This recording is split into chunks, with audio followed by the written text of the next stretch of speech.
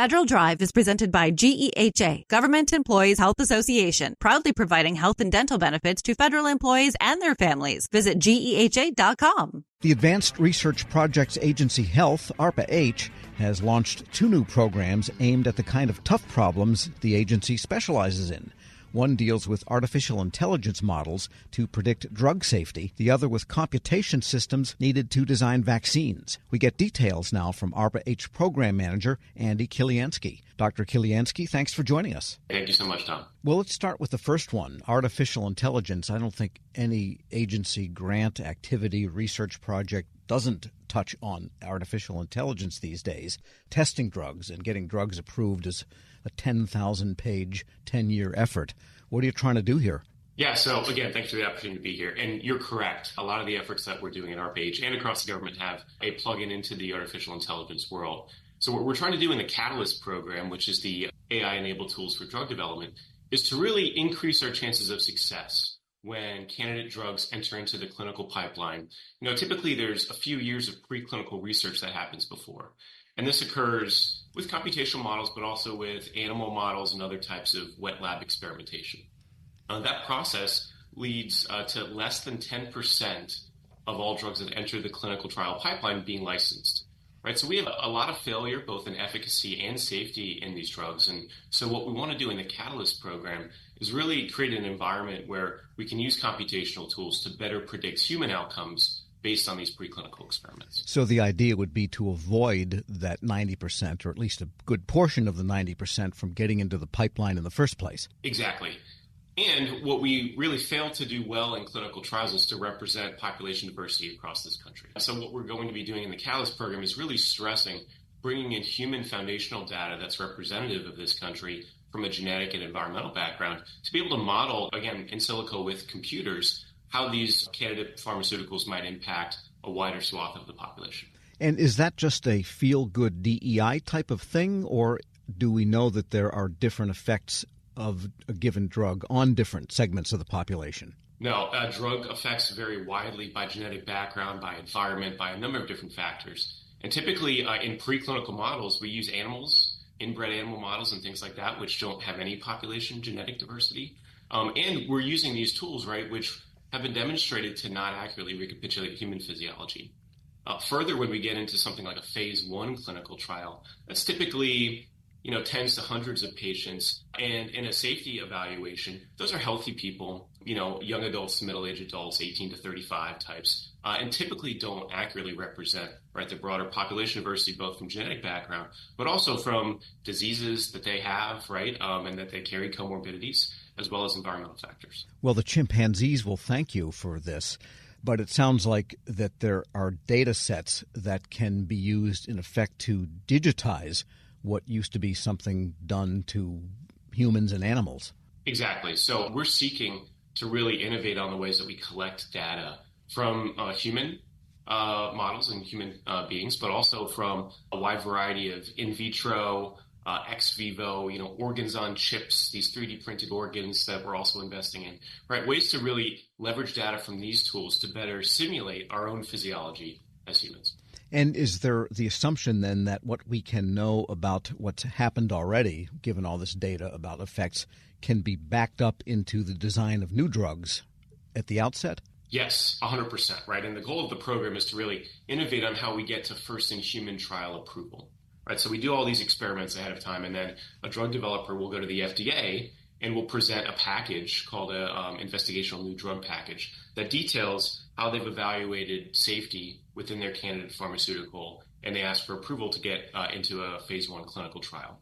Right? Typically, those experiments involve animals, varieties of different types of animal models.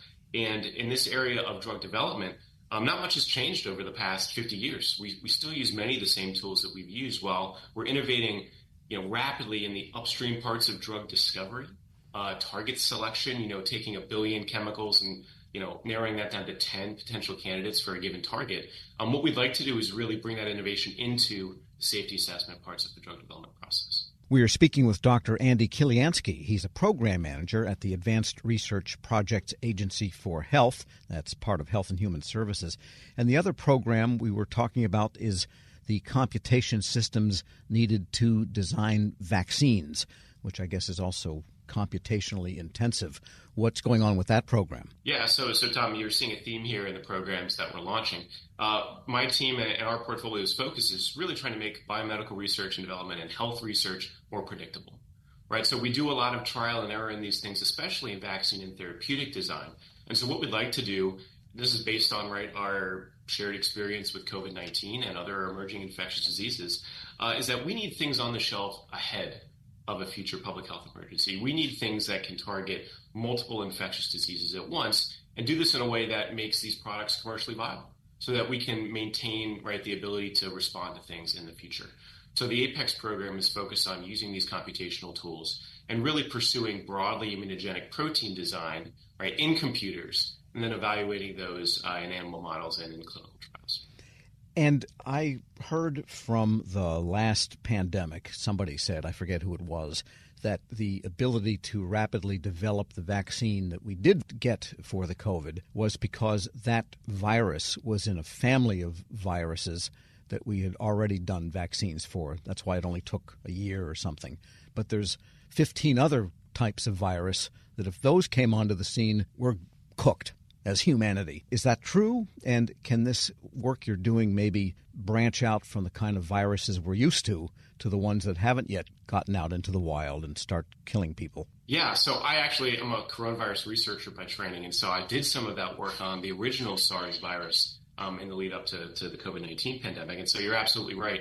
We knew a lot about coronavirus protein structure and function, and so we were able to design those vaccines relatively quickly.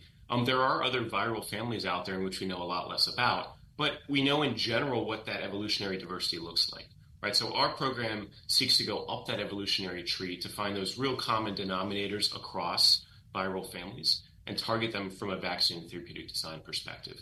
So in this way, we can be prepared for things that we already know exist and build therapeutics and vaccines that work against a variety of different current threats. But then if nature throws something else at us, which we don't see today, we'll have a reasonable expectation that the tools we've developed will work against those threats as well.